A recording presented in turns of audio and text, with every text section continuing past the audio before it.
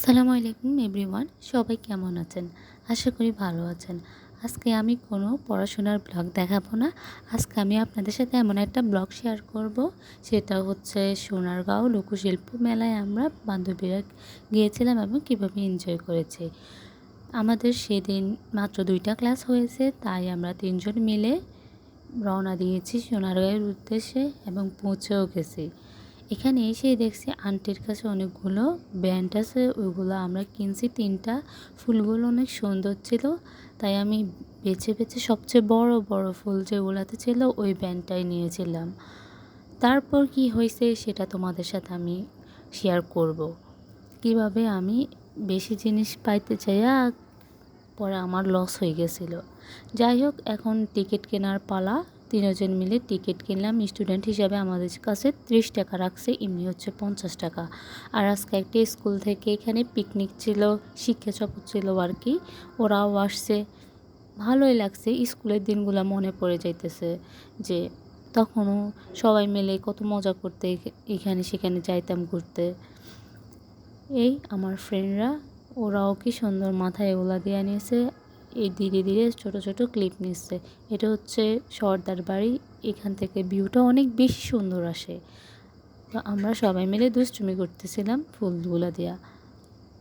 তারপর এই তো আমরা ধীরে ধীরে মেলার দিকে যাইতেছি, মেলা ভিতরের দিকে অনেক। এখানে গেটটা সুন্দরভাবে দেওয়া এবং অনেক ভালো লাগে। আমরা সবাই হেঁটে হেঁটে যাইতেছি এবং ওরা দেখেন একটু ঢং করতেছে। আসলে আমরা হুট করে চলে আসছি, খুব একটা প্ল্যান করি নাই যেহেতু, তাই। আর এখানে এটা হচ্ছে প্রবেশপথ, এটা হচ্ছে দ্বিতীয় গেটের সামনে। এখান দিয়েও অনেক সুন্দরভাবে সাজানো গোছানো এবং সাজিয়ে রেখেছে, বিভিন্ন নকশা করেছে। চারিদিকে ফুল দেখলে এমনিতেই আমার মন ভালো হয়ে যায়। আমরা অনেক এক্সাইটেড ছিলাম এবং অনেক মজা করেছি।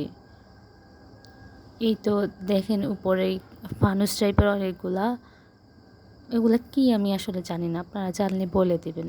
ওইগুলাও ভালো লাগতেছে। এইখানেও অনেকগুলো আমরা ছবি তুলেছি। আর এভাবে আমাদের 3জনের কখনোই বের হওয়া হয়নি। অনেক দিন ভাবছিলাম যে সবাই মিলে মেলায় যাব মেলায় যাব, সময় করে উঠতে পারতেছিলাম না, কিন্তু এখন হুট করে চলে আসছি। আসলে পরিকল্পনা বা প্ল্যান করলে কোনো একটা জিনিস সুন্দরভাবে হয় না, হুট করেই অনেক কিছুই হয়ে যায়। আর মজা করতে বা ফ্রেন্ডদের সাথে বের হওয়ার জন্য এত পরিকল্পনা না করাই ভালো। এটা হচ্ছে মেইন জায়গায়, এখানে এই মাঠেই মূলত মেলা বসেছে এবং মেলায় প্রচুর জিনিস উঠছে। আপনার কি লাগবে, যত ধরনের সামগ্রী আছে সবগুলোই এখানে পাবেন। আমরা গুটি গুটি পায়ে চলে যাইতেছি। আর এখানে যে স্টেজটা হয়েছে ওইখানে নাচ গান হয়। আমরা যখন গেছিলাম তখন তো হবে না, মেবি রাত্রেবেলা হবে বা পরদিন থেকে হবে। এই তো দেখছেন অনেকগুলো আইটেম আছে এখানে, একটা থেকে একটা অনেক সুন্দর। আমি শুধু ভাবতেছি কোনটা রেখে কোনটা কিনবো। তারপর আর কি আমরা এক দোকান থেকে আরেক দোকানে দেখলাম, গেলাম, কি কি আছে ওইগুলা দেখছি, অনেক ভালো লাগছে আমাদের আসলে। কিন্তু প্রাইসগুলো আমাদের কাছে অনেক বেশি লাগছে। তুমি কি বাবু খাইবে? এই তো আমি ওদের সাথে মজা করতেছিলাম এগুলা নিয়ে। এখানে অনেকগুলো খাবার আইটেম উঠছে, এগুলো মেবি মাটি দিয়ে তৈরি করা, দেখতে ভালোই লাগতেছিল এবং পুতুলও আছে। আর এখানে অনেকগুলো ব্যাগ আছে। মাটির এই মগগুলো আমার কাছে অনেক ভালো লেগেছে, বাট একই তো দাম ছিল। দাম যদি একটু কম থাকতো আমি কিনতাম। এখানেও 100 টাকা, বাইরেও 100 টাকা। আর আয়নাগুলোও অনেক ভালো লাগছে। এটা আমার ফ্রেন্ডরা অনেক ঢং করতেছে আয়নার সামনে এসে। মোটামুটি ওই দিন মানুষ ভালোই ছিল, খারাপ না। আর এখানে আমার একটা ক্লিপ নিতেছেও, আমি এখানে দাঁড়াইছিলাম তো। এই দিকটায় পাটের অনেক জিনিস উঠেছে।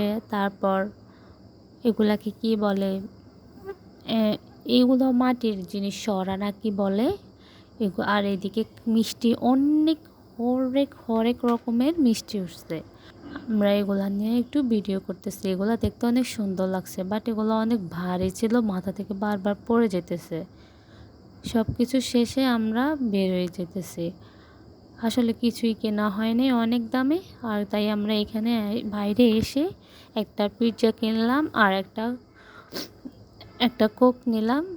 এই তো এটা নিয়ে আমরা বাসে চলে আসছি, যেহেতু সময় অনেক হয়ে গেছে। এখানে এসে 3জনে মিলে এটা খেয়ে নিয়েছি। তাই আমার ব্লগটা আজকে এই পর্যন্ত। যদি আপনাদের ভালো লেগে থাকে অবশ্যই সাবস্ক্রাইব করবেন। ধন্যবাদ সবাইকে।